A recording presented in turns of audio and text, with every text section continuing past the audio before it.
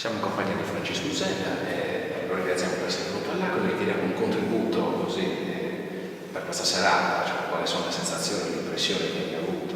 Le sensazioni sono bellissime, sono emozioni intense e credo che siano il modo migliore per condividere la sofferenza che si sente, palpabile, ma anche celebrare la forza di una comunità che ha saputo rispondere ad un dramma così profondo e ha saputo far rispondere la Sardegna, cioè l'ha unita, e contemporaneamente bisogna cogliere queste occasioni, come succede sempre, appunto, per gettare nuovi semi, farli germogliare, semi per esempio della solidarietà, semi della speranza, di un impegno concreto. Ecco, la mia presenza qui era un modo per portare una piccola goccia a questo mare, questo grande momento di solidarietà e di unità.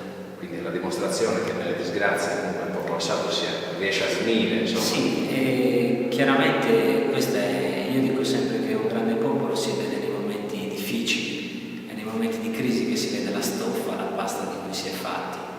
Chiaro che dovremmo anche far vivere questi momenti oltre, cioè non scordarcene troppo facilmente e saperli mettere a frutto anche quando le cose sembrano andare bene, perché sappiamo che possiamo ambire a qualcosa di più anche di quel bene. Probabilmente oggi ci siamo un po' accontentati e forse questi sono i momenti in cui riscopriamo i valori che ci devono spingere verso il futuro. Grazie Francesco. Grazie.